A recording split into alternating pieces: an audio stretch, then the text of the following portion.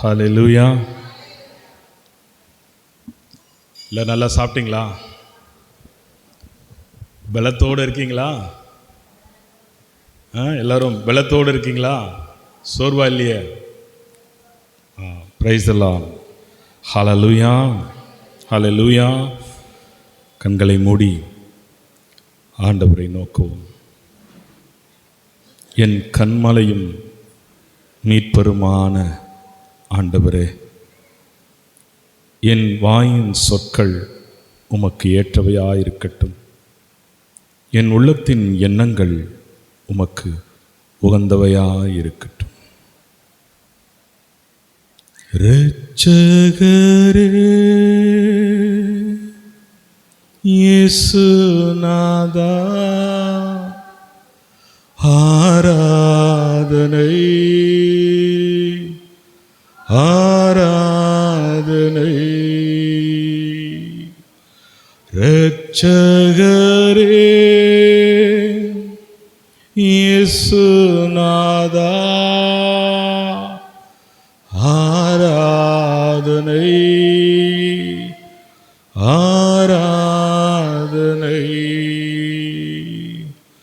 நல்லவரே வல்லவரே, ஆராதனை ஆராதனை. நல்லவரே வல்லவரே, ஆராதனை ஆராதனை. பலியான செம்மறி பாவங்கள் எல்லாம் சுமந்து தீர்த்தவரே, பலியான செம்மறி பாவங்கள் எல்லாம் சுமந்து தீர்த்தவரே, பரிசுத்த இரத்தம் எனக்காக வல்லோ, பாக்கியம் பாக்கியமே. பரிசுத்த இரத்தம் எனக்காக வல்லோ, பாக்கியம் பாக்கியமே. பரிசுத்தரே படைத்தவரே, ஆராதனை ஆராதனை. இரட்சகரே இயேசுநாதா, ஆராதனை ஆராதனை. கிருபையும் இரக்கமுள்ள எங்கள் நல்ல ஆண்டவரே, மீண்டும் உம்முடைய சமூகத்தில் ஒன்று கூடி வைத்திருக்கிறீரப்பா, அதற்காக நன்றி செலுத்துகிறோம். இப்பொழுதும் நீர் பேசும் சாமி. 2000 வருடங்களுக்கு முன்பாக நீர் இந்த பூமியிலே உலாவின பொழுது உம்மிடத்தில் வந்த மக்களோடு நீர் பேசின தெய்வமாயிற்று. இன்றும் நீர் உயிருள்ளவராக இருக்கிறீர் சாமி. நீர் எங்களோடு பேசும் சாமி. உம்முடைய வார்த்தைகளை கேட்க ஆவலோடு வந்திருக்கிறோம் சாமி. உம்முடைய வார்த்தைகளை கேட்டு நாங்கள் பலனடைந்து புதுப்பிக்கப்பட்டு புதுப்பிழைப்பு அடைய எங்களுக்கு உதவி செய்யும் சாமி. இயேசுவின் மூலம் பிதாவே, ஆமென். Price the Lord. ஹல்லேலூயா, ஹல்லேலூயா. இயேசு இந்த பூமியில் வாழ்ந்த பொழுது ஒரு நாள் தன்னுடைய சீடர்களை அழைத்து, நான் யார் என்று மக்கள் சொல்கிறார்கள் என்று கேட்டார். நான் யார் என்று மக்கள் என்ன சொல்கிறார்கள் என்று கேட்டார். அதற்கு சீடர்கள் பதிலெல்லாம் சொன்னாங்க. அது இருக்கட்டும். இப்போ அதே கேள்வி உங்களிடம் இப்பொழுது கேட்கப்படுகிறது. இயேசு யார் என்று நீங்கள் நினைக்கிறீர்கள்? மீட்பர். Price the Lord. வேற சொல்லுங்க சிஸ்டர். பிதாவின் குமாரன். Price the Lord. வேற யார சொல்றீங்களா?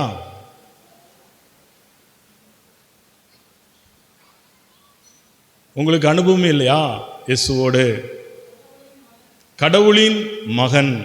Price the Lord. வேற ரட்சிக்க வந்தவர். Price the Lord. யோசிக்கிறீங்க பார்த்தீங்களா? இயேசு யார் என்று கேள்வி கேட்டால் நம்மளால் எவ்வளவு வேகமாக பதில் சொல்ல முடியுது பார்த்தீங்களா? Price the Lord. இப்போ நாம இந்த இயேசு யார் என்பதை திருவிவிலியத்தின் அடிப்படையில் கற்றுக்கொள்ளப் போகிறோம். அது நம்முடைய வாழ்க்கையின் அனுபவமாக மாறும்போதுதான் நாம் இந்த பதிலை மிக விரைவாக சொல்ல முடியும். Praise the Lord. Praise the Lord. மத்தேயு 1ஆம் அதிகாரம் 18 முதல் 21 உள்ள இறைவசனங்களை நாம் பார்க்கின்ற பொழுது, மத்தேயு 1ஆம் அதிகாரம் 18 முதல் 21 முடிய வசனங்களை நாம் பார்க்கும் பொழுது, இயேசுவின் பிறப்பு குறித்த காரியத்தை நாம் படிக்க முடிகிறது. இயேசு கிறிஸ்துவின் பிறப்பை ஒட்டிய நிகழ்ச்சிகள். அவருடைய தாய் மரியாவுக்கும் யோசேப்புக்கும் திருமண ஒப்பந்தம் செய்யப்பட்டிருந்தது. அவர்கள் கூடி வாழும் முன் மரியா கருவுற்றிருந்தது தெரிய வந்தது. அவர் தூய ஆவியால் கருவுற்றிருந்தார். அவர் கணவர் யோசேப்பு நேர்மையாளர். அவர் மரியாவை இகழ்ச்சிக்கு உள்ளாக்க விரும்பாக மறைவாக விலக்கிவிட திட்டமிட்டார். இப்படி அவர் மரியாவை மறைவாக விலக்கிவிட திட்டமிட்ட நேரத்திலே அவர் சிந்தித்து கொண்டிருக்கும் பொழுது தூதர் அவருக்கு கனவில் தோன்றி அவருக்கு சொன்ன பதில். யார் சொன்ன பதில்? தூதர் யோசேப்புக்கு சொன்ன பதில். தூதர் எங்கிருந்து வரணும்? எங்கிருந்து வரணும்? அவர் தூதர் பிதாவிடத்திலிருந்து வர வேண்டும். யாரிடத்திலிருந்து வர வேண்டும்? பிதா அனுப்பினால்தான் தூதர்கள் வந்து என்ன செய்ய முடியும்? இந்த மண்ணுலகில் வந்து அவர்கள் பேச முடியும். பிதாவினால் அனுப்பப்பட்ட தூதர் யாரோடு பேசுகிறார்? கனவிலே யோசேப்போடு பேசுகிறார். என்ன பேசுகிறார்? யோசேப்பே, தாவீதின் மகனே, உன் மனைவி மரியா ஏற்றுக்கொள்ள அஞ்ச வேண்டாம். ஏனெனில் அவர் கருவுற்று இருப்பது தூய ஆவியால். அவர் கருவுற்று இருப்பது யாராலும் சொல்கிறார்? தூய ஆவியால். அதை சொல்லிவிட்டு அவர் சொல்கிறார், அவர் ஒரு மகனை பெற்றெடுப்பார். அவருக்கு இயேசு எனும் பெயரிடுவீர்கள். Price the Lord. தூய ஆவியால் கருவுற்றிருக்கிற மரியாள் பெறப்போகிற குழந்தைக்கு பெயர் யாரால் சொல்ல அனுப்பப்படுகிறது? பிதாவினால் வானதூதர் மூலமாய் சொல்லி அனுப்பப்பட்டு அவருக்கு என்ன பெயரிட வேண்டும்? இயேசு என்று பெயரிட வேண்டும். ஏன் அந்த இயேசு என்ற பெயர் பிதாவானவர் வானதூதர் மூலமாக சொல்லி அனுப்புகிறார் என்றார். அதற்கு விவிலியம் சொல்கிறது, ஏனெனில் அவர் தம் மக்களை அவர்களுடைய பாவங்களிலிருந்து மீட்பார். Praise the Lord. Praise the Lord. இயேசு என்ற பெயருக்கு அர்த்தம் என்னவென்றால், அவர் தம் மக்களை அவர்களுடைய பாவங்களிலிருந்து மீட்பார். அப்ப இயேசு என்றாலே என்ன அர்த்தம் என்றால் மீட்பர். இயேசு என்றால் என்ன அர்த்தம்? மீட்பர். அவர் தமது ஜனங்களுடைய பாவங்களை இருந்து அவர்களை மீட்பார். அடுத்து லூக்கா 1ஆம் அதிகாரத்துக்கு வாங்க. 39வது இறைவசனத்திலிருந்து 47 முடிய உள்ள இறை வார்த்தைகளை நாம் பார்க்கின்ற பொழுது, மரியா எலிசபெத்தை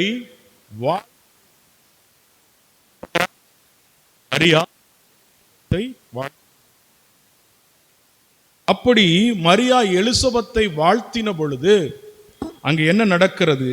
எலிசபெத் யாரால் நிரப்பப்படுகிறாள்? தூய ஆவியால் நிரப்பப்படுகிறார். மரியாவுடைய வாழ்த்து கேட்ட மாத்திரத்திலே எலிசபெத் யாரால் நிரப்பப்படுகிறாள்? தூய ஆவியினால் நிரப்பப்பட்டு மரியாவை என்ன செய்யறாங்க? வாழ்த்துறாங்க. இந்த நிகழ்வு முடிந்த பிறகு, இந்த வாழ்த்துக்களை கேட்ட பிறகு மரியா ஒரு பாடலை பாடுகிறார்கள். என்ன பாடல் பாடுகிறார்கள்? 47வது வசனம் என்ன சொல்கிறது? ஆண்டவரை எனது உள்ளம் போற்றி பெருமைப்படுத்துகிறது. என்ன சொல்றாங்க? ஆண்டவரை எனது உள்ளம் போற்றி பெருமைப்படுத்துகிறது, என் மீட்பராம் கடவுளை நினைத்து எனது மனம் பேருவோகை கொள்கிறது. தன் வயிற்றில் இருக்கிற அந்த குழந்தைக்கு, யோசேப்புக்கு வானதூதரால் அறிவிக்கப்பட்டு இயேசு என்று பெயரிடப்பட்டு, இயேசு என்றால் யார் என்று விளக்கம் கொடுக்கப்பட்ட தன் கருவில் இருக்கிற அந்த மகனை இங்கு மரியா என்ன சொல்கிறார்? என் மீட்பர் என்று சொல்கிறார். Praise the Lord, praise the Lord. என் மீட்பர்.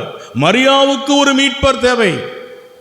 தொடக்கத்திலே ஆதாம் முதல் இந்த உலகத்திலே பிறந்து மரிக்க போகிற கடைசி மனிதன் வரைக்கும் எல்லாருக்கும் ஒரு மீட்பர் தேவை. அந்த மீட்பர் தான் இயேசு கிறிஸ்து. மரியா சொல்கிறார், என் மீட்பராம் கடவுளை நினைத்து. இது நம்ம வாசிக்க கேட்கிறோம். இது நம்மளுடைய தனிப்பட்ட வாழ்க்கையின் அனுபவமாக மாற வேண்டும். இயேசு என் மீட்பர், என் மெசியா என்கிற அனுபவத்திற்குள் நாம் கடந்து வர வேண்டும். இல்லை என்றால் நாம் பேரளவில் மாற்றம்தான் கிறிஸ்தவர்கள். என் தாத்தா பாட்டி கிறிஸ்தவர்களாக இருந்தார்கள், நானும் கிறிஸ்தவனாக இருக்கிறேன் என்று சொல்லிக் கொள்ளலாம். ஆனால் தனிப்பட்ட விதத்தில் இந்த இயேசுவோடு உங்களுக்கு ஒரு அனுபவம் இருக்குமானால், தனிப்பட்ட விதத்தில் உங்களுக்கு இந்த இயேசுவோடு பாவத்தை மன்னிக்கிற மன்னிப்பை பெற்ற அனுபவம் இருக்குமானால், பாவத்திலிருந்து விடுதலை பெற்ற அனுபவம் இருக்குமானால், நீங்கள் சொல்வீர்கள், என் இயேசு என் மீட்பர் என்று. என் மீட்பர். மரியா சொல்கிறார், என் மீட்பர். இது உங்களுடைய அனுபவமாய் மாற வேண்டும் என்பதற்குத்தான் இந்த தியானத்தினுடைய தலைப்பே என்னவென்றால், மீட்பின் தியானம். இது ஏதோ கேட்டு நாம் படித்துக் கொள்கிற ஒரு அறிவுக்கான காரியம் அல்ல. இந்த இயேசுவை மீட்பராக நீங்கள் ஒவ்வொருவரும், தனிப்பட்ட ஒவ்வொருவரும் அனுபவிக்க வேண்டும். அப்படி அனுபவிக்கும் போதுதான் நாம் இந்த ஆண்டவரோடு நெருங்கிய உறவுள்ள அவருடைய பிள்ளையாக மாற்றப்பட்டிருக்கிறோம். இதை தான் நீங்கள் தொடர்ந்து கற்றுக்கொள்ளப் போகிறீர்கள். இதற்கு தான் உங்களுக்கு படிப்படியாக பாவம் என்றால் என்ன, இந்த பாவத்திலிருந்து எப்படி விடுதலை பெறுவது, பாவத்தை எப்படி ஆண்டவர் மன்னிக்கிறார், எப்படி அவர் மன்னிக்கிறார், இயேசு என்னும் மீட்பர், இந்த காரியங்கள் எல்லாம் உங்களுக்கு கற்றுக் கொடுக்க போகிறது. இதை இன்னும் தொடர்ந்து நீங்கள் கேட்டு கேட்டு இது உங்கள் வாழ்க்கையினுடைய அனுபவமாக இங்கு மாற வர வேண்டும். கேட்கிற இந்த வார்த்தைகள் உங்களுடைய தனிப்பட்ட வாழ்க்கையின் அனுபவமாக மாறப்போகிறது. Price the Lord, praise the Lord. எத்தனை பேருக்கு சந்தோஷம்? கேட்கிறது மாத்திரமல்ல, இந்த வார்த்தைகள் உங்களுக்குள்ள என்ன செய்ய போகிறது? வேலை செய்ய போகிறது, கிரியை செய்ய போகிறது. இந்த வார்த்தைகள் உங்கள் வாழ்க்கையின் அனுபவமாக மாறப்போகிறது.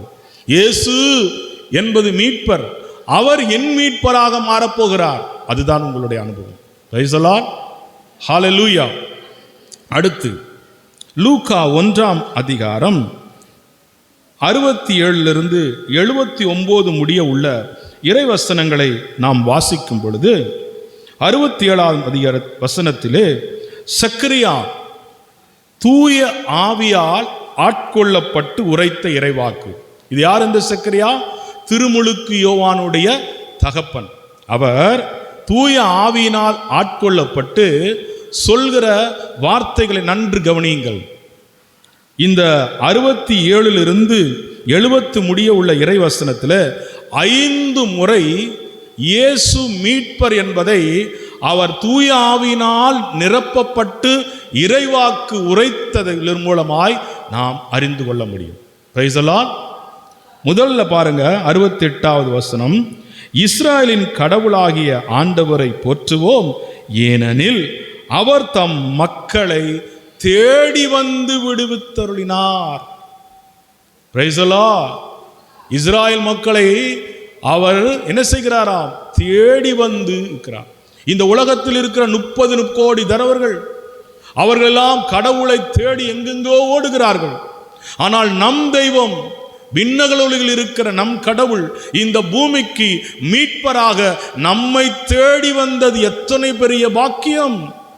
நாம் இங்கே அங்கே ஓடி அலைய வேண்டியதில்லை.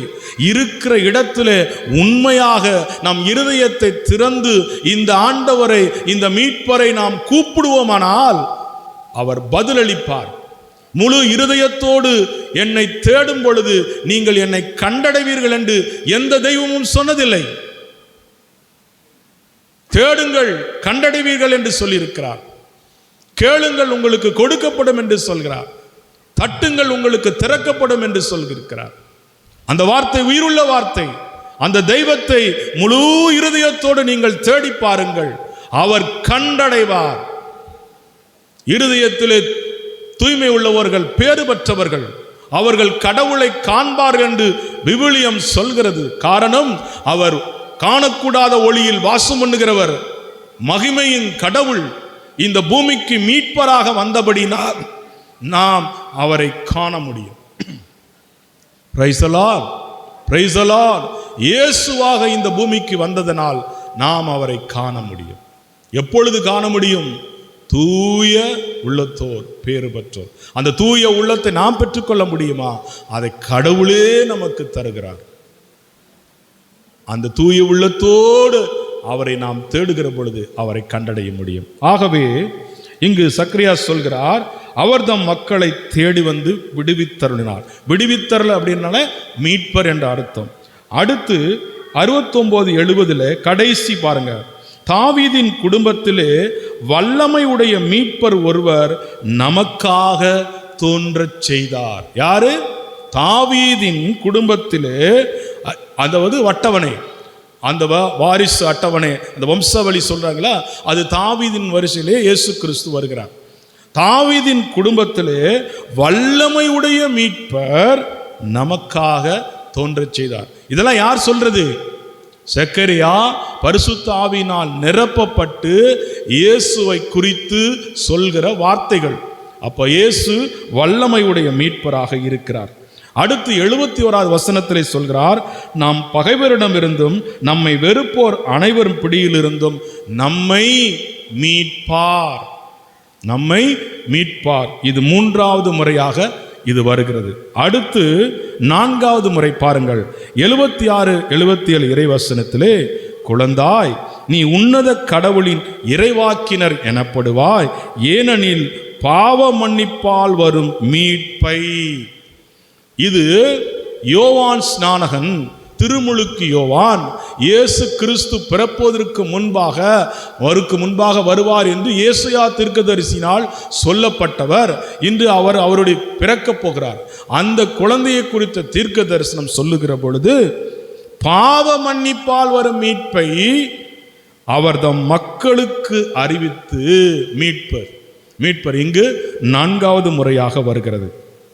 5வது முறையாக விண்ணிலிருந்து விடியல் நம்மை தேடி வருகிறது. 79வது வசனத்தில் நிறைவு பகுதியில் விண்ணிலிருந்து விடியல். விண்ணிலிருந்து விடியல்னா மீட்பு. அப்போ இந்த சக்கரியா பரிசுத்த ஆவியினால் நிரப்பப்பட்டு சொல்லப்பட்ட இந்த இயேசு யார் என்றால் மீட்பர். ஹல்லேலூயா, ஹல்லேலூயா, ஹல்லேலூயா. உற்சாகமா இருக்கீங்களா? கைகளை தட்டி ஆண்டவருக்கு நன்றி சொல்லுங்க. நாம் ஆண்டவரை பற்றி அறிந்து கொண்டிருக்கிறோம். ஹல்லேலூயா. அடுத்து லூக்கா 2:8-12 முடிய உள்ள இறைவார்த்தைகளை நாம் வாசிப்போம். அப்பொழுது 25வது வசனம் வாசிங்கம்மா. லூக்கா 2:25. ம் ம் ம்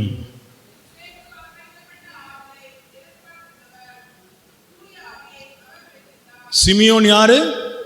தூய ஆவியை பெற்றிருந்தவர். அடுத்து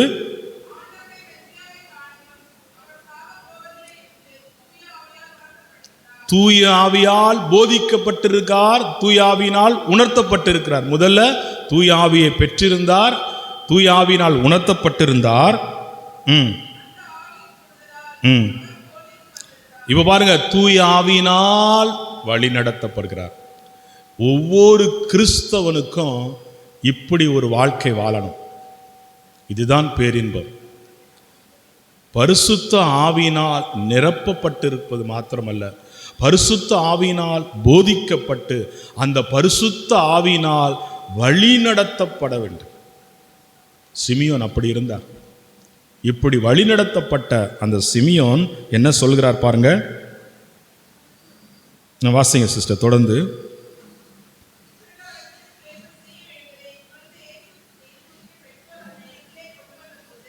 யோசேப்பு மரியாவும் இயேசுவை ஆலயத்திற்கு கொண்டு வருகிறார்கள். ம் ம் ம் ம் ம்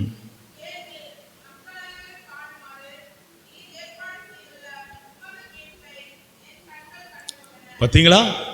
யார் சொல்கிறார் இந்த வார்த்தையை? உமது மீட்பை என் கண்கள் கண்டு கொண்டன. யாரை ஏந்திக்கிட்டு சொல்றாரு? யோசேப்பும் மரியாவும் குழந்தையை ஆலயத்துக்கு கூட்டு வருகிறார்கள்.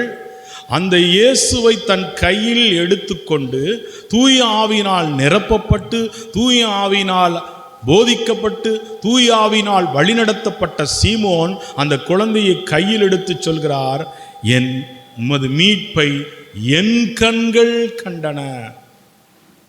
அப்போ இயேசு மீட்பர். அடுத்து 32 வாசிங்க. இம்மீட்பே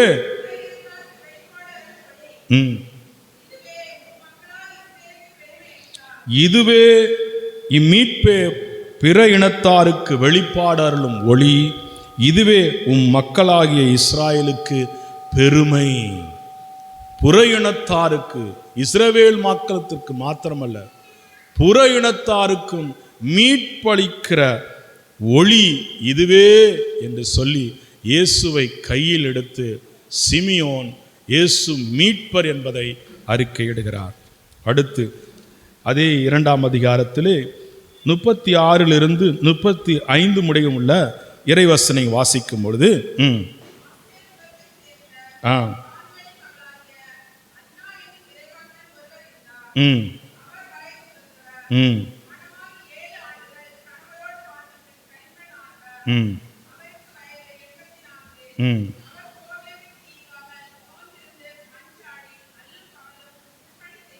கோவிலை விட்டு நீங்காமல் அல்லும் பகலும் மன்றாடி திருப்பணி செய்து கொண்டிருக்கிற ஓர் பெண் அண்ணா என்ன சொல்கிறார் பாருங்க.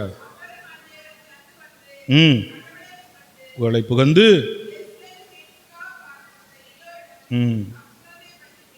எருசலேமின் மீட்புக்காக காத்திருந்த எல்லாரிடமும் அக்குழந்தையை பற்றி பேசினார்.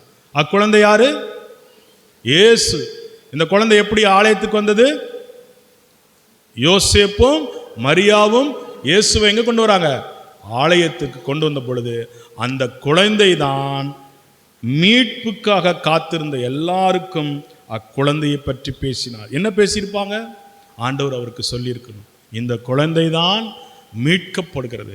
இஸ்ரவேல் மக்களுக்கு மாத்திரமல்ல, புற இனத்தாருக்கும் மீட்பளிக்கிற, இருள் நீக்குகிற ஒளியாக இவர்தான் வந்திருக்கிறார் என்று சொல்லி அந்த குழந்தையை பற்றி அண்ணா பேசியிருப்பார். நாம் கிறிஸ்துவில் பிரியமானவர்களே, நாம் இப்பொழுது வாசித்த இந்த இறை வாசனங்களை எல்லாம் நாம் பார்க்கிற பொழுது இயேசு மீட்பர் என்கிற காரியத்தை வானதூதரால் அறிவிக்கப்படுகிறது. பரிசுத்த ஆவியினால் நிரப்பப்பட்ட மனிதர்கள் இறைவாக்கு உரைத்தார்கள். பரிசுத்த ஆவியினால் நிரப்பப்பட்ட சிமியோன் ஆண்டவரை கையில் எழுந்து இவர்தான் மீட்பர் என்று சொல்கிறார். ஆலயத்தை விட்டு நீங்காமல் திருப்பணி செய்து கொண்டிருந்த அண்ணா சொல்கிறார், இவர் மீட்பர் என்று சொல்கிறார். ஆக இயேசு மீட்பர் என்கிற இந்த சத்தியத்தை இந்த திருவிவிலியம் நமக்கு இன்று கற்றுக் கொடுக்கிறது. பிறப்பதற்கு முன்பே ஆண்டவரால் பெயரிடப்பட்டதாக திருவிவிலியத்தில் எழுதப்பட்ட 7வது நபர் இயேசு. பிறப்பதற்கு முன்பாகவே அவருக்கு பெயர் வைக்கப்பட்டது. எபிரேய மொழியில யெகோவா அல்லது யெஷுவா அப்படின்னு தான் இதுக்கு பெயர்.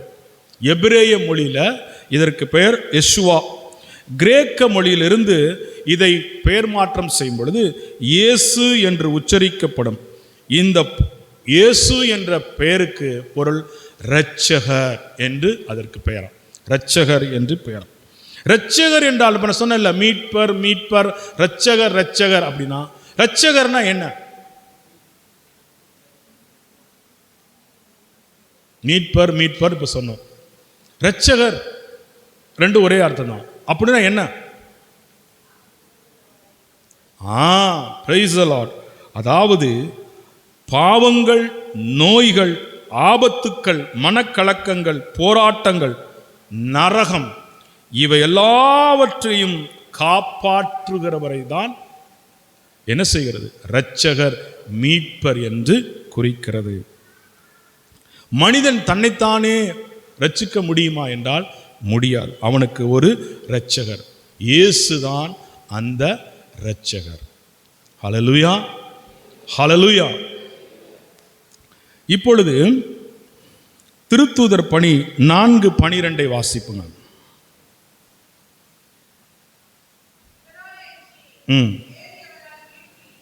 இவராலே அன்றி வேறு எவராலும் என்ன இல்லை.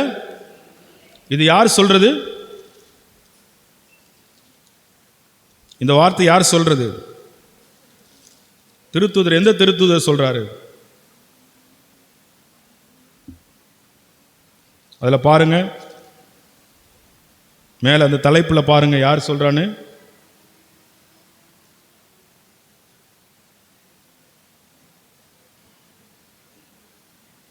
எட்டாவது வசனத்தை வாசிங்க. 4:8 திருத்தூதர் பணி 4:8.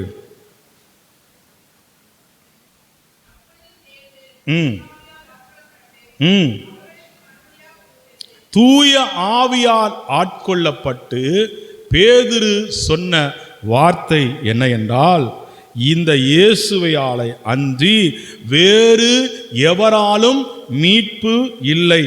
ஏனென்றால் நாம் மீட்பு பெறுமாறு வானத்தின் கீழ் மனிதரிடையே இவரது பெயரே அன்றி வேறு பெயர் கொடுக்கப்படவில்லை. ஹல்லேலூயா, ஹல்லேலூயா. இயேசு என்ற பெயரை தவிர இந்த மானிடம் முழுவதற்கும் மீட்பர் என்றால் இயேசு. இவர பெயரை தவிர வானத்தின் கீழ் மனிதரிடையே இவருடைய பெயரை அன்றி வேறு பெயர் என்ன செய்யப்படவில்லை? கொடுக்கப்படவில்லை. இதை யாரு சொன்னா? பேதுரு சொன்ன. இந்த பேதுரு தான் இயேசுவோடு இருந்த பொழுது, நான் முதலில் உங்களுக்கு ஒரு கேள்வி கேட்டேன்ல. என்ன கேள்வி கேட்டேன்? உங்களை ஆரம்பிக்கும் போது, இந்த செய்தி ஆரம்பிக்கும் போது ஒரு கேள்வி கேட்டேன். என்ன கேள்வி கேட்டேன்? நான் யார் என்று மக்கள் சொல்கிறார்கள் என்று. வாசிக்கலாமா? மத்தேயு 16ஆம் அதிகாரத்துக்கு வாங்க. மத்தேயு 16.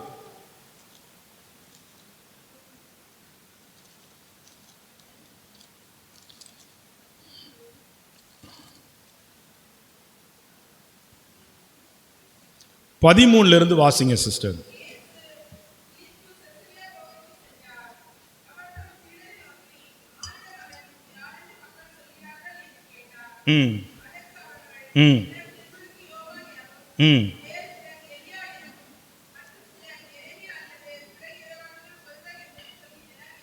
இதெல்லாம் சீடர்கள் கேள்விப்பட்டு இயேசுவிடம் சொல்றாங்க. மக்கள் என்ன சொல்றாங்க?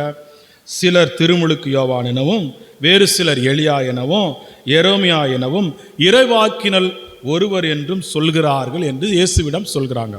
அப்ப இயேசு என்ன கேட்கிறார் பாரு.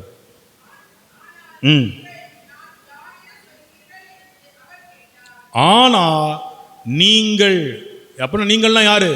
சீடர் எல்லாரையும் பார்த்து நீங்கள் நான் யார் என்று சொல்கிறீர்கள் என்று கேட்கிறார். அப்போ அதுக்கு பதில் கொடுக்கிறவர் யாரு? சீமோன் பேதுரு. என்ன சொல்கிறார்? நீர் மெஸ்ஸியா, வாழும் கடவுளின் மகன் என்று எடுத்துரைத்தார். நீர் மெஸ்ஸியா, வாழும் கடவுளின் மகன் என்று உரைத்தார். மெஸ்ஸியா என்றால் என்ன அர்த்தம்? மீட்பர் என்று அர்த்தம். மெஸ்ஸியா என்றால் அர்த்தம் மீட்பர் என்று அர்த்தம். வாழும் கடவுளுடைய மகன் என்று சொல்கிறார். இதை பேதுரு சொன்ன மாத்திரத்திலே ஆண்டவர் சொல்கிறார் பாருங்க, சீமோனே நீ பேறு பெற்றவன்,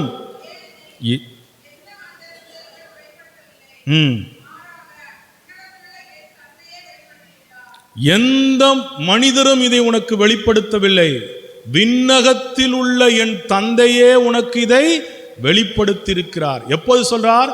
இயேசுவோடு அவர் பூமியில உலாவின பொழுது பேதுரு சொன்ன பதில், விண்ணகத்தில் உள்ள என் தந்தை தான் உனக்கு இதை வெளிப்படுத்தியிருக்கிறார் என்று சொல்லி, நீர் மெஸ்ஸியா, வாழும் கடவுளின் மகன் என்று சொன்னவர் இயேசு மரித்து உயிர்த்து 3ஆம் நாள் உயிரோடு எழுந்த பிறகு 50 நாட்களுக்கு பிறகு பரிசுத்த ஆவினால் நிரப்பப்பட்ட பேதுரு மீண்டும் வார்த்தை சொல்கிறார். என்ன வார்த்தை சொல்கிறார்? அதுதான் திருத்தூதர் பணி 4:12. அது திருப்பி வாசிங்க.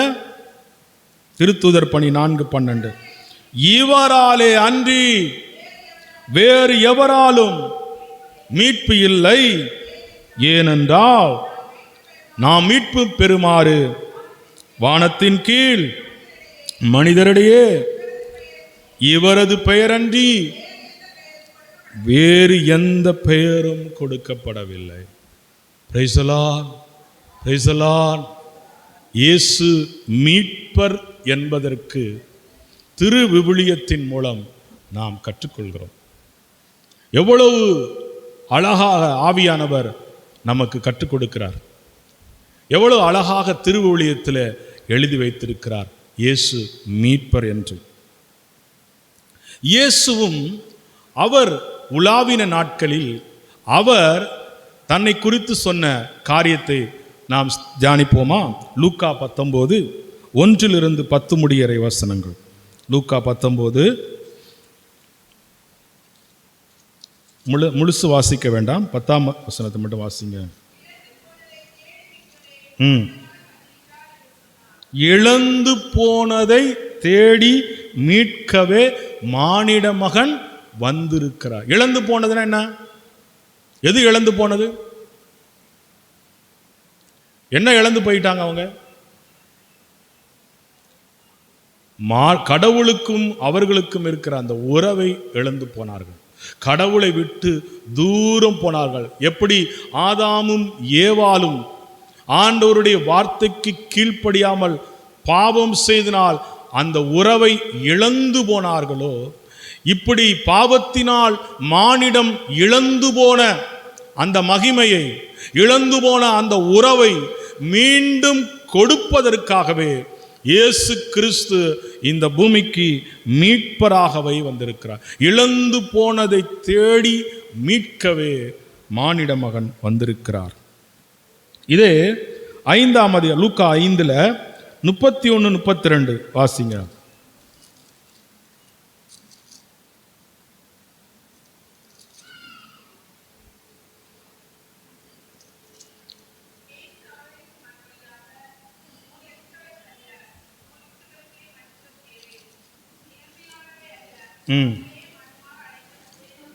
எப்போது சொல்கிறார்?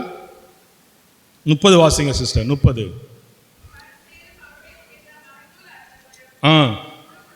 முணுமுணுத்து இயேசு சீடரிடம்,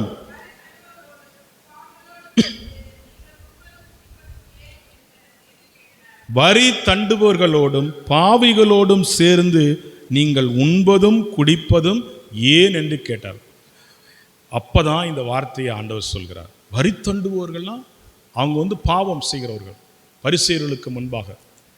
இந்த நிலைமையில் பாவி என்று கருதப்படுற சமுதாயத்தில் இவர்களை தேடி இயேசு போகிறார். அப்பதான் சொல்கிறார், அவர்களுக்கு மறுமொழியாக, நோய் அற்றவருக்கல்ல, நோயுற்றவருக்கே மருத்துவர் தேவை, நேர்மையாளர்களை அல்ல, பாவிகளையே மனம் மாற, பாவிகளையே மீட்கவே நான் வந்தேன் என்று சொல்கிறார். ஹல்லேலூயா, ஹல்லேலூயா, ஹல்லேலூயா.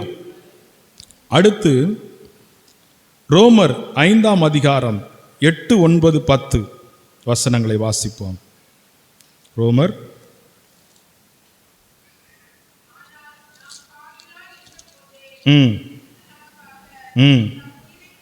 உயிரை கொடுத்தார்.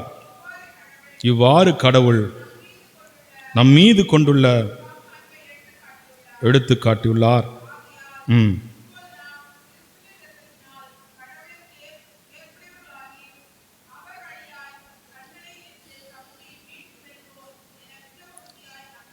தண்டனையிலிருந்து தப்பி நாம் விடுதலை பெறும்படி, மீட்பு பெறும்படி இயேசு கிறிஸ்து தன்னையே பலியாக படைத்திருக்கிறார். நானே நல்ல ஆயன். நல்ல ஆயன் தன் ஆடுகளுக்காக என்ன கொடுப்பாராம்? தன் உயிரையே கொடுப்பார். அந்த உயிரை கொடுத்தவர் தான் நம் ஆண்டவராகிய இயேசு கிறிஸ்து. தாவீது சொன்னார், என் ஆயன் ஆண்டவர், எனக்கு குறை இல்லை என்று சொல்லி. அது தாவீதினுடைய அனுபவம். நாம் என்ன சொல்வோம்? நல்ல ஆயன். தாவீது சொன்னார் என் ஆயன், நாம் சொல்வோம் நல்ல ஆயன். நல்ல ஆயன் ஏன் நாம் சொல்கிறோம்? நல்ல ஆயன் ஆடுகளுக்காக என்ன செய்தார்? ஜீவனை கொடுப்பார். நமக்காக ஜீவனை கொடுத்தவர் யார்? நல்ல ஆயனாம் இயேசு. தாவீதை விட நாம் பேறு பெற்றவர்கள். ஹல்லேலூயா, ஹல்லேலூயா. நல்ல ஆயனாக இயேசு தன் ஜீவனை கொடுத்து நம்மை தண்டனையிலிருந்து நம்மை மீட்டிருக்கிறார். ஹல்லேலூயா, ஹல்லேலூயா. 10வது வசனம் வாசித்தீங்களா? கடவுளுக்கு பகைவர்களாயிருந்தும்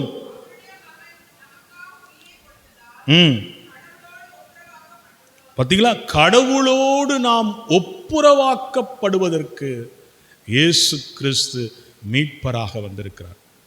பாவத்தினாலே நாம் பகையாய் நின்றோம். நம்மையும் கடவுளையும் பிரிக்கிற சுவர் பாவத்தினால் விழுந்தது.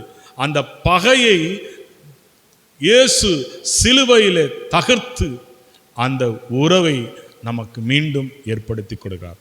அதுதான் மீட்பர். ஹல்லேலூயா, ஹல்லேலூயா.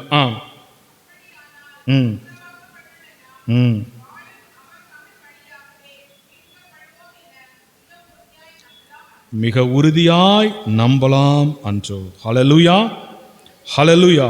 திருவெளிப்பாடு 1:18 வாசிங்க. திருவெளிப்பாடு 1:18.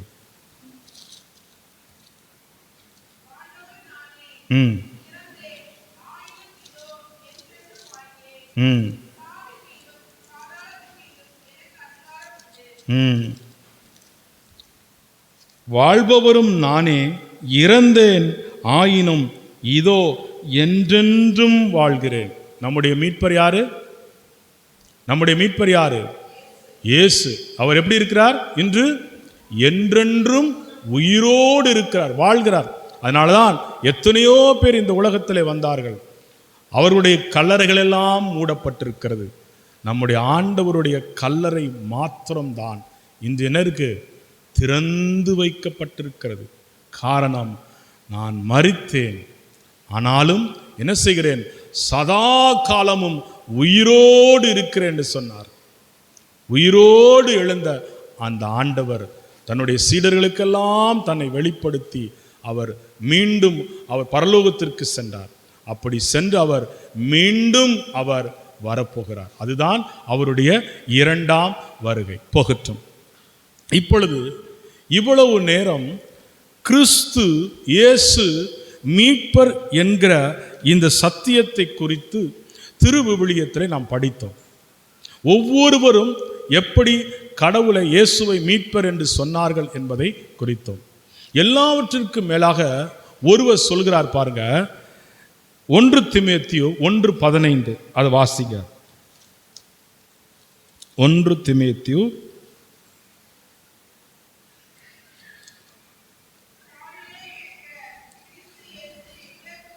ம் ம் ம் அந்த பாவிகளில் முதன்மையான பாவி நான் என்று அவரே சொல்கிறார். பாவிகளை மீட்க கிறிஸ்து இயேசு உலகிற்கு வந்தார். ஏனென்றால் இயேசு உயிர்த்த பிறகு சீடர்கள் அவரை பற்றி பறைசாற்றின பொழுது யாரெல்லாம் இந்த மார்க்கத்தை போதிக்கிறார்களோ அந்த மார்க்கத்தை போதித்தவர்கள் எல்லாரையும் அழைத்து வந்து அவர்களை சிறையில் அடைத்து அவர்களை கொன்றவர்தான் இந்த சவுல். இந்த சவுலை ஆண்டவர் ஒரு நாள் சந்திக்கிறார். அவர் இந்த மாரி ஒரு அனுமதி பெற்றுக்கொண்டு எருசலேமில் இருக்கிற அவர்களெல்லாம் பிடிப்பதற்காக சென்ற பொழுதுதான் அவர் செல்கிற வழியிலே அவரை சந்தித்த ஆண்டவர் இயேசு அவருக்கு மீட்பராக வெளிப்பட்டார். அதைதான் தன்னுடைய அனுபவமாக பெற்றுக்கொண்ட பவுல் இங்கு எழுதுகிறார். பாவிகளை மீட்கத்தான் இயேசு கிறிஸ்து இவ்வுலகத்திற்கு வந்தார். இக்கூற்று உண்மையானது, எல்லாராலும் ஏற்றுக்கொள்ளத்தக்கது. அந்த பாவிகளுள் முதன்மையான பாவி நான் என்று சொல்கிறார். எவ்வளவு தெள்ளத் தெளிவாக ஆண்டவரை ஆழமாக அவர் கூறுகிறார். இயேசு பாவிகளை மீட்க வந்தார் என்பதுதான் முக்கியம். Price the Lord, praise the Lord. கிறிஸ்துவில் பிரியமானவர்களே, நாம் எதற்கோ இந்த ஆண்டவரை தேடி வரலாம். ஒரு வேலை, எனக்கு நல்ல வேலை கொடுக்க வேண்டும், என்ன திருமணமாக வேண்டும், என்னுடைய கடன் பிரச்சனை மாற வேண்டும், அல்லது என்னுடைய வீட்டிலே காணப்படுகிற கஷ்டங்கள், வீடு கட்டப்பட வேண்டும், இப்படி பல இந்த உலகத்தினுடைய பல காரியங்களுக்காக ஒருவேளை நீங்கள் வந்திருக்கலாம், அல்லது உங்களுடைய பாரமாக கூட அது இருக்கலாம். ஆனால் இதெல்லாம் ஆண்டவர் தன்னுடைய மீட்பின் மூலமாக உங்களுக்கு இலவசமாய் கொடுப்பார். எப்படி ஒரு பொருள் வாங்கப்படும் பொழுது அந்த பொருளுக்கு இதெல்லாம் இலவசம் என்று சொன்ன பொழுது நாம் எப்படி ஆர்வமாக அந்த பொருளை வாங்குகிறோம் என்பது போல இந்த உலகத்தினுடைய ஆசீர்வாதங்கள், உலகத்தினுடைய காரியங்கள் எல்லாவற்றையும் நம் ஆண்டவரால் சந்திப்பது மிக லேசானது. ஆனால் இந்த ஆண்டவரே நம்முடைய உறவாக மாறணும். இந்த ஆண்டவரே நம்முடைய தனிப்பட்ட வாழ்க்கையின் மீட்பராக மாற வேண்டும். அதை நாம் பெற்றுக்கொள்ள வேண்டும். இயேசு கிறிஸ்து இந்த பூமிக்கு வந்ததற்கான முதல் நோக்கம், பிரதானமான நோக்கம் பாவிகளை மீட்பதற்குத்தான். ஏனென்றால் ஆதாம் இழந்து போன அந்த மகிமையை மீண்டும் கொடுப்பதற்காகத்தான் இயேசு கிறிஸ்து இந்த பூமிக்கு மீட்பராக வந்தார். அவன் இழந்த எல்லாவற்றையும் ஆண்டவர் கொடுப்பதற்குத்தான் இந்த பூமிக்கு வந்தார். ஆகவே நாம் பாவத்திலிருந்தும் அடிமைத்தனத்திலிருந்தும் நோயிலிருந்தும் நாம் விடுவிக்கப்பட வேண்டும் என்றால் இந்த மீட்பரை நாம் சொந்த இரட்சகராக, வாழ்க்கையின் அனுபவமாக மாற வேண்டும். இந்த மீட்பின் அனுபவத்தை பெற்றுக்கொள்ள வேண்டும். நம்முடைய கத்தோலிக்க திருச்சபையில் எவ்வளவோ புனிதர்கள் இருக்கிறார்கள். இந்த புனிதர்களுடைய வாழ்க்கையை நீங்கள் பார்த்தீர்கள் என்றால் அவர்கள் ஒரு நாள் இந்த ஆண்டவரை சந்தித்திருப்பார். இந்த ஆண்டவர் அவர்களை தனித்தனியே சந்தித்த பிறகுதான் அவருடைய வாழ்க்கை தலைகீழாக மாற்றப்பட்டிருக்கும். எல்லா புனிதருடைய வாழ்க்கையும் பாருங்கள், நீங்கள் படித்து பார்த்திருந்தால் அவர்களை தேவன் சந்தித்த ஒரு நாள் இருக்கும். அந்த சந்திப்புக்கு பிறகு அவருடைய வாழ்க்கை மாறியிருக்கும். அதுதான் மீட்பு. அந்த மீட்பு எப்படி வருகிறது என்பதை நாம் இன்று மாலை செய்தியிலே நாம் அதை பார்க்க போகிறோம். மறுபடியும் பிறக்கிற ஒரு அனுபவத்தில் தான், அந்த அனுபவத்தின் மூலமாகத்தான் இந்த மீட்பு மானிடத்திற்கு கொடுக்கப்படுகிறது. அதை குறித்து நாம் மாலை வேளையிலே மிக தெளிவாக நாம் கற்றுக்கொள்ளப் போகிறோம். ஆகவே நாம் இந்த இயேசுவை மீட்பர் என்று அறிந்து கொண்டோம். இந்த மீட்பர் என்பதை ஒரு மனிதருடைய வாழ்க்கையில் சுங்கத்துறையில் இருந்த ஒரு மனிதனுடைய வாழ்க்கையில் நடந்த காரியங்களை பார்த்து தெரிந்து கொள்வோமா? வாருங்கள், லூக்கா 5ஆம் அதிகாரத்திற்கு வாருங்கள்.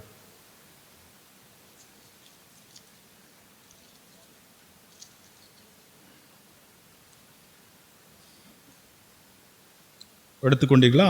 27வது வசனத்திலிருந்து ஒவ்வொன்றாக வாசிப்போம். ஆம்.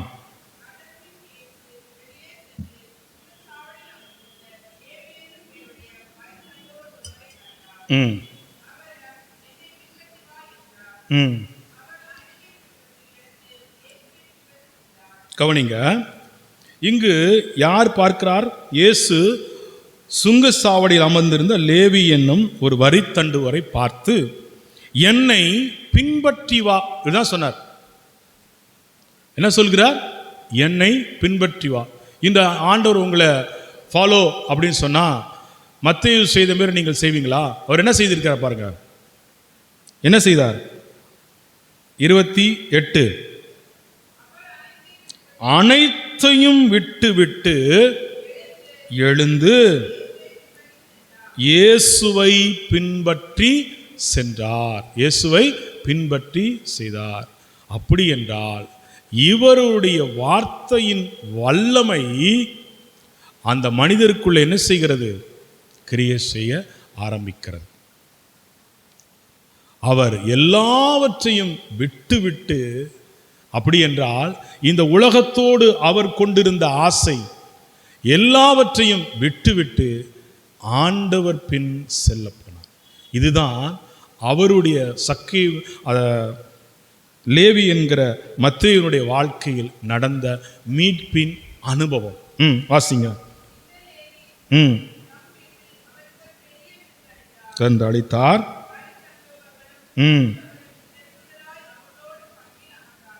இந்த வரித்தண்டுவர்கள் எல்லாரையும் கூப்பிட்டார். அவர் பெருந்திரளான மக்கள் வந்து கூட்டு வந்து யாரை அறிமுகப்படுத்துகிறார்? இயேசு என்கிற இந்த மீட்பரை என்ன செய்கிறார்? அவர்களுக்கு அறிமுகப்படுத்துகிறார். கண்டிப்பா சொல்லியிருப்பார்ல, அவருடைய வார்த்தையை கேட்டு மனம் மாறினதை கண்டிப்பா யார் சொல்லியிருப்பா? இந்த பெரிய விருந்துல அவர் சொல்லியிருக்க வேண்டும். சொன்ன பொழுது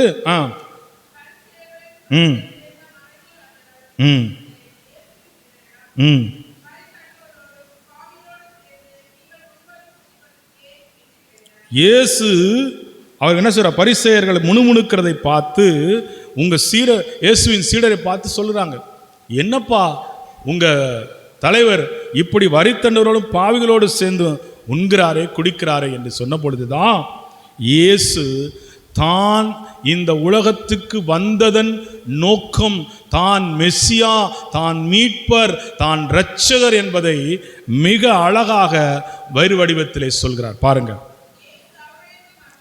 மறுமொழியாக நோயற்றவருக்கல்ல, நோயுற்றவருக்கு மருத்துவர் தேவை, நேர்மையாளர்களே அல்ல.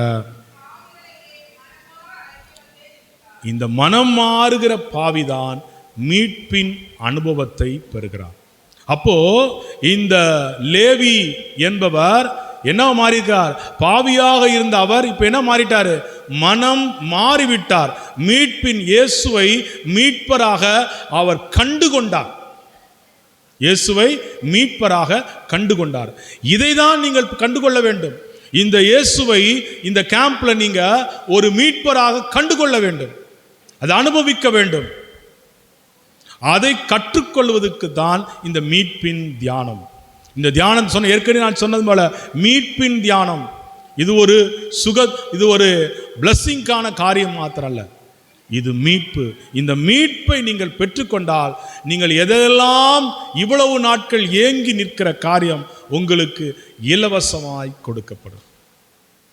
இந்த மீட்பரை நீங்கள் உங்களுடைய இல்லத்துக்கு கொண்டு செல்வீர்கள் என்றால், இந்த மீட்பரை உங்கள் படகிலே சுமந்து செல்வீர்கள் என்றால், எத்தனை எதிர்காற்று எத்தனை எதிர்ப்புகள் வந்தாலும் காற்றையும் கடலையும் அமைதிப்படுத்தின இந்த ஆண்டவர் மீட்பர் உங்களுக்குள் இருந்தால், எங்கேயோ இருக்கிறதல்ல, தெய்வம் எங்கேயோ இருப்பதல்ல, நமக்குள் பரிசுத்த ஆவியினுடைய ஆலயமாயிருக்கிற இந்த சரீரத்திற்குள், இந்த மண்பாண்டத்திற்குள் அவருடைய விலையேறப்பட்ட மகிமையான பொக்கிஷமாகிய அபிஷேகத்தினால் ஆவியானவரால் நமக்குள்ளே வந்து வாசம் பண்ணுகிற இந்த தெய்வத்தை உங்களுடைய இருதயத்தில், இதயம் என்னும் படகில கொண்டு செல்ல வேண்டும். இது உங்க வாழ்க்கையினுடைய அனுபவமாக இருக்க வேண்டும். அந்த ஒரு வாஞ்சையை நீங்கள் தாகத்தோடு இந்த மீட்பரை உங்கள் அனுபவமாக மாற்றிக்கொள்ளணும். அவர் கொடுக்கிற அந்த இரட்சிப்பை நீங்கள் பெற்றுக்கொள்ள வேண்டும். அந்த இரட்சிப்புனா என்ன, அந்த மறுபடியும் பிறக்கிறதுனா என்ன என்கிற காரியத்தை தான் நாம் மேலும் கற்றுக்கொள்ள போகிறோம். Price the Lord, praise the Lord. இன்னொரு நபர் இயேசுவை மீட்பராக பெற்றுக்கொண்டார். அதையும் வேதத்திலிருந்து பாசி. லூக்கா 19ஆம் அதிகாரத்துக்கு வாங்க. அவரிடம் காணப்பட்ட அந்த தாகத்தை நாமும் வாஞ்சியோடு இருக்கணும். லூக்கா 19:1 வாசிங்க சிஸ்டர்.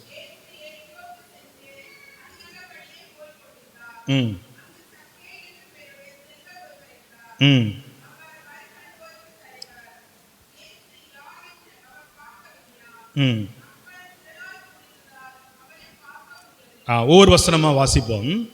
இயேசு இப்போ எங்கே போய்க்கிறார்? எரிகோவுக்கு சென்று அந்நகர வழியை போய் கொண்டிருக்கிறார். இப்போது நீங்கள் இந்த கூடாரத்தில் வைக்கப்பட்டு இந்த இயேசுவை பற்றி உங்களுக்கு என்ன செய்யப்படுகிறது? பிரசங்கிக்கப்படும். யாரை பற்றி சொல்லப்படுகிறது? உங்களுக்கு யாரை பற்றி சொல்லி கொடுக்குறாங்க? இயேசு அவருடைய வார்த்தையை, திருவிவிலியத்திலிருந்து அவருடைய காரியங்களை குறித்து இன்று உங்களுக்கு இந்த நாட்களில் உங்களுக்கு சொல்லிக் கொடுக்கப்படுகிறது. இதே போலதான் இயேசு எரிகோவுக்கு சென்று அந்நகர் வழியை போய்க் கொண்டிருந்தார். அங்கு சக்கே என்று ஒருவர் இருந்தார். அவர் செல்வந்தர், வரித்தண்டுவர். எப்படி லேவியை போல இவரும் ஒரு வரித்தண்டுவர். இயேசு யார் என்று அவர் பார்க்க விரும்பினார். கிறிஸ்துவில் பிரியமான என் அன்பு சகோதர சகோதரிகளே, இந்த ஏக்கம் உங்களுக்கு இருக்க வேண்டும். இயேசு கொடுக்கிற ஆசீர்வாதத்தை பெற்றுக்கொள்வதற்காக நீங்கள் அழைக்கப்படலை. அவர் கையில் இருக்கிற ஆசீர்வாதத்தை மாத்திரம் பெற்றுக்கொள்ள நீங்கள் அழைக்கப்படலை. உங்களுக்கு புரிகிற வண்ணம் சொல்கிறேன். நெடுந்தூரமாய் போய்விட்ட ஒரு தலைவன் தன் வீட்டிற்கு வருகிற பொழுது, அவர் வீட்டில் நுழையும் பொழுது அவருடைய வீட்டிலே அவருடைய மனைவி, அவருடைய பிள்ளைகள் எல்லாம் இருப்பார்கள். இந்த பிள்ளைகள் எல்லாம் அப்பா வந்து விட்டார், அப்பா வந்து விட்டார் என்று சொல்லி ஆர்வமாய் எதை பார்ப்பாங்க? என்ன பார்ப்பாங்க? அவங்க அப்பாவை எங்க பார்ப்பாங்க? என்ன கையில் வச்சிருக்காருன்னு பார்ப்பாங்க. உண்மைதானே? நீங்களும் வீட்டுக்கு போகும்போது உங்கள் பிள்ளைங்கெல்லாம் ஓடோடி வரும். அது நேச்சர். அதுங்க அப்பா கையில் என்ன இருக்கு, நிறைய கிஃப்ட்ஸ் வாங்கியிருக்கார், நிறைய பொருள் வாங்கிட்டு வந்திருக்கார் அப்படின்னு சொல்லி ஆர்வமாக பார்ப்பாங்க. ஆனால் அவருடைய மனைவி எங்கே பார்ப்பாங்க?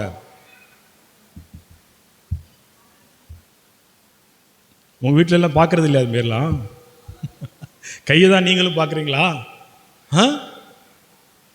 அவருடைய முகத்தை பார்ப்பாங்க. பார்ப்பாங்களா? களைப்பாக வந்திருந்தா என்ன செய்வாங்க? காஃபி சாப்பிட்றீங்களா, அமருங்க, உட்காருங்க அப்படின்னு சொல்லுவாங்க. உண்மைதானே? இப்போ அதே மாரி தான் நீங்கள் இயேசு வீட்டில் இருக்கிற கையில் இருக்கிற ஆசீர்வாதத்தை பெற்றுக்கொள்ளும்படி நீங்கள் வரக்கூடாது.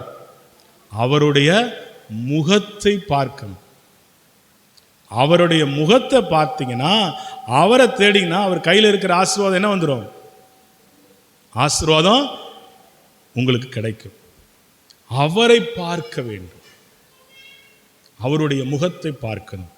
உங்களுக்காக ஏங்கி இத்தனை ஆண்டுகள், உங்கள் வயசை போட்டுக்குங்க, இத்தனை ஆண்டுகள் ஏங்கி நான் மீட்பர் என்கிற இந்த சத்தியத்தை நீங்கள் விளங்கிக் கொள்ள வேண்டும் என்பதற்காக இத்தனை நாட்கள் காத்திருந்து தன்னை வெளிப்படுத்துகிற இந்த ஆண்டவர் ஏக்கத்தோடு உங்கள் முன்பு நின்று உங்களை பார்த்து கொண்டிருக்கிறார். என்னை பார்க்க மாட்டாயா? என்னை தேடி எதற்காக வந்தாய்? அந்த சக்கேயு இயேசு யார் என்று பார்க்க வகை தேடிக்கொண்டார். இத்தனை ஆண்டுகள் நீங்கள் கிறிஸ்தவர்களாக இருந்து இந்த இயேசுவை பற்றி கேள்விப்பட்டிருப்பீர்கள். ஆனால் இயேசுவின் வாழ்க்கையின் அனுபவமாக உங்களுக்கு மாறி இருக்காரா? என்ன அனுபவத்தை சொல்வீர்கள்? இந்த இயேசு யார் என்று பார்க்க ஆசையா இருக்கிறீர்களா? இப்படி அவன் ஆசையா இருந்த பொழுது வாசிங்க.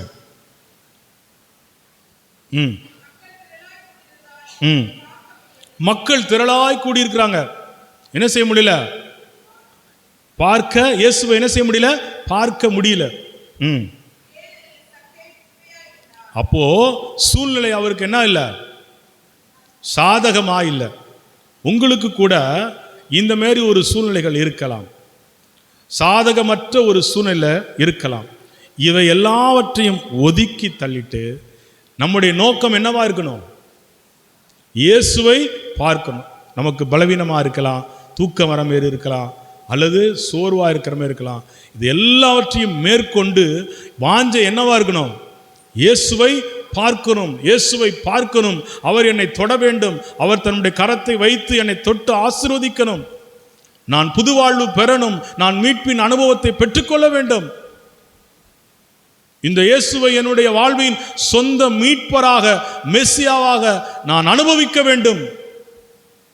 அவர் கொடுக்கிற விடுதலை, அவர் கொடுக்கிற சுகம்,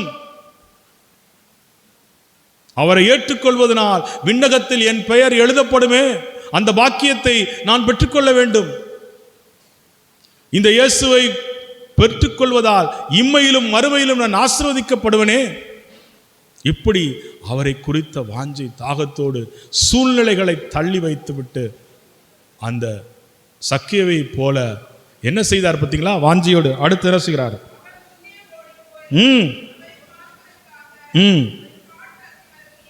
ஒரு காட்டு அத்தி மரத்தில் போய் அவர் ஏடிக்கொண்டார்.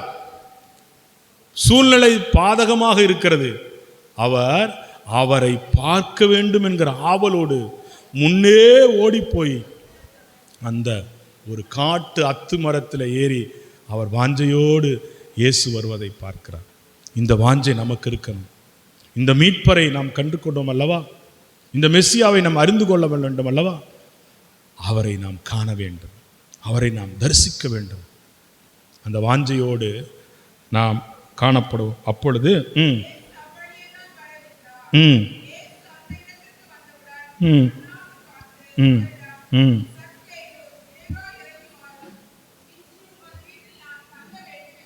கவனிங்க, சக்கேயு குள்ளனாய் இருந்தபடினால் இயேசுவை பார்ப்பதற்கு ஒரு மரத்தில் ஏறி நின்று உட்கார்ந்துருக்கார். இயேசு அந்த இடத்துக்கு வந்த உடனே அவருக்கு தெரியுமா? அவருக்கு எப்படி தெரிஞ்சிச்சு? அவருக்கு எப்படி தெரிந்தது? அங்கே நின்று அண்ணாந்து பார்த்து சக்கே என்று அவரை பேரிட்டு அழைக்கிறார். என்ன காரணம் என்றால் அவனுடைய இருதயத்தில் காணப்படுகிற வாஞ்சை, விருப்பம் கடவுளுக்கு தெரியும். மனிதன் முகத்தை தான் பார்க்க முடியும். நீங்கள் உட்கார்ந்திருக்க ஒவ்வொருவரையும் முகத்தை தான் நான் பார்க்க முடியும். ஆனால் நீங்கள் என்ன நோக்கத்தோடு வாஞ்சையோடு அமர்ந்திருக்கிறீர்கள், தாகத்தோடு இருக்கிறீர்கள் என்பதை இயேசுவுக்கு நன்றாக தெரியும். நீங்கள் உங்கள் இருதயத்தோடு தாகத்தோடு நீங்கள் அவரை தேடி பார்க்கும் பொழுது அன்று சக்கேவியை பெயர் சொல்லி அழைத்ததை போல உங்களையும் ஆண்டவர் அழைத்து, மகளே உங்கள் பெயரை சொல்லி அழைத்து நான் உன்னோடு தங்க வேண்டும் என்று அவர் வருவார். ஜெய்சலார், எத்தனை பேருக்கு இது வாழ்க்கையின் அனுபவமாய் மாறணும்? என் இருதயத்திலும் என் உள்ளத்திலும் இந்த இயேசு தங்க வேண்டும் என்கிற வாஞ்சை நமக்குள் இருக்க வேண்டும். அந்த வாஞ்சையை பார்த்து நிச்சயமாய் ஆண்டவர் வருவார். வந்தோடனே என்ன ஆகுது பாருங்க. உடனே என்ன செய்கிறார்? மகிழ்ச்சியோடு அவரை வரவேற்றார். விரைவாக வந்து மகிழ்ச்சியோடு வரவேற்றார். வரவேற்று அவருடைய இல்லத்துக்கு போகிறார். முணுமுணுத்தார். எப்படி லேவிக்கு முணுமுணுத்தாங்களோ அதே மாதிரி இங்கும் என்ன செய்யறாங்க? முணுமுணுக்கிறாங்க.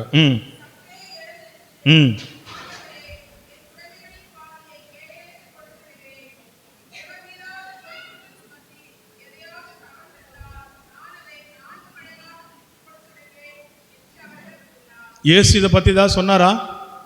சக்கை வீட்டை இதை பற்றி சொன்னாரா? இதெல்லாம் நீ கொடுத்துருப்பா, நீ பாவி அப்படின்னு சொன்னாரா? இயேசு வந்த மாத்திரத்திலே அவன் என்ன உணர்வடைகிறான்? பாவை உணர்வு அடைந்து தன் பாவத்தை அறிக்கையிடுகிறான். இப்படி அறிக்கையிடும் தான் அங்கு நடக்கிற காரியம்தான் இயேசு சொல்லார். பாருங்க, அப்படி அறிக்கையிடும் என்ன நடக்குது பாருங்க. வாசிங்க.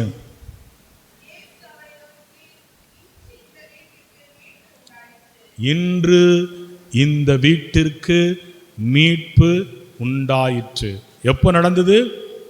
இயேசு வந்த மாத்திரத்தில் அவன் தன் பாவத்தை எல்லாம் அறிக்கையிட்டு மன்னிப்பு கேட்ட மாத்திரத்தில் சக்கேயுடைய உள்ள வீட்டில் மீட்பு உண்டானது போல நாமும் நம்மை பார்த்து நம்முடைய காரியங்களை நோக்கி பார்த்து இந்த ஆண்டவரிடத்தில் முழு இருதயத்தோடு அவரை தேடி நம்முடைய குற்றங்களை எல்லாம் நாம் அறிக்கையிட்டு அவரிடத்தில் நாம் கேட்ட வார்த்தையின்படி மன்னிக்கும் இரக்கம் கிருபை, அந்த கிருபையின்படியே அவர் நம் குற்றங்களை எல்லாம் மன்னித்து, நாம் காலையில் கேட்டோம் இல்லையா, பாவத்தினுடைய லிஸ்ட் கேட்டோம் இல்லையா, இந்த எல்லா பாவத்திலிருந்தும் உங்கள் பாவங்கள் சிவப்பாக இருந்தாலும் அது வெண்பஞ்சு போல மாற்றுகிற நம் ஆண்டவராகிய இயேசு கிறிஸ்து உங்களுடைய எல்லா மீறுதல்களையும் அக்கிரமங்களையும் மன்னித்து மீட்பு என்கிற அந்த மகிழ்ச்சியை சந்தோஷத்தை கொடுப்பதற்காகவே கடவுள் இந்த பூமிக்கு வந்தார். அதே ஆண்டவராகிய இயேசு கிறிஸ்து இன்று உங்களையும் இந்த கூடாரத்தில் இருக்கிற உங்கள் ஒவ்வொருவரையும் பார்த்து அழைக்கிறார். அவரிடத்தில் நீங்கள் வருவீர்களா? அவரை நாடுவீர்களா? எழுந்து நின்று ஒரு பாடலை பாடி நம்மை முற்றிலுமாய் அர்ப்பணிப்போம்.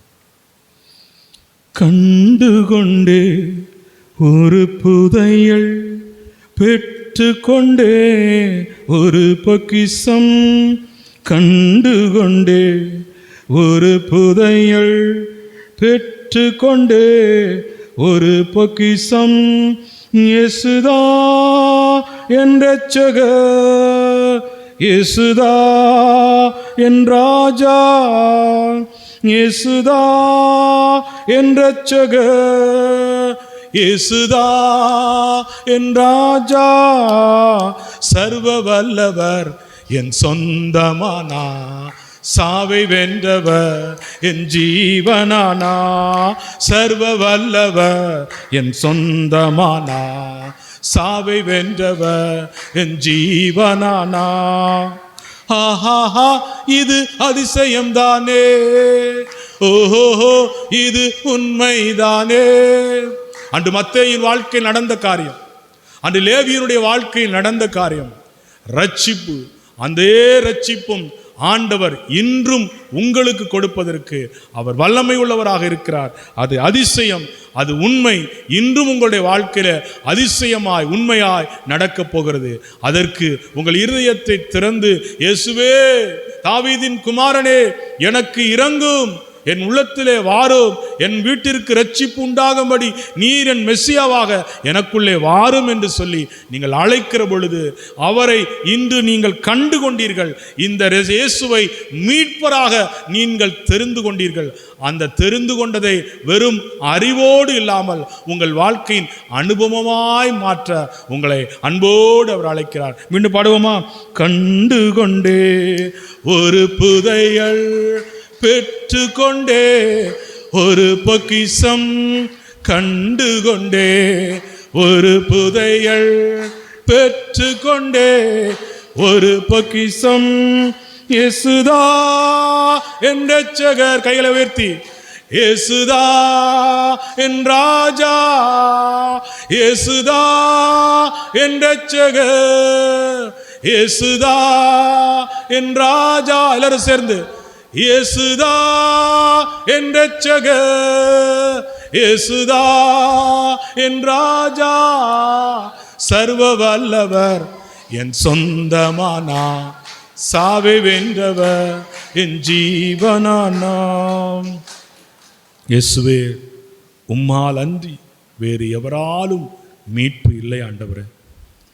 இந்த சத்தியத்தை இன்று நீர் எங்களுக்கு கற்றுக் கொடுத்திருக்கிறீர். கேட்ட ஒவ்வொருடைய வாழ்க்கையும் நீ தனித்தனியாக நீ சந்தித்து அவருடைய வாழ்க்கையை மாற்றி இந்த மீட்பின் ஆடையை அவர்களுக்கு தந்து சந்தோஷத்தினாலும் சமாதானத்தினாலும் நித்திய பேரின்பத்தாலும் ஒவ்வொருவரையும் நீ சந்தித்து ரட்சிக்கும்படி தயவாய் உம்மிடத்தில் இறைஞ்சுகிறோம். வந்திருக்கிற ஒவ்வொருடைய பெயர்களும் உம்முடைய ஜீவ புஸ்தகத்திலே எழுதப்படத்தக்கதாக இவர்களை நீர் மாற்றும். இயேசுவின் நாமத்தில் பிதாவே, ஆமென், ஆமென். Price the Lord. ஹல்லேலூயா.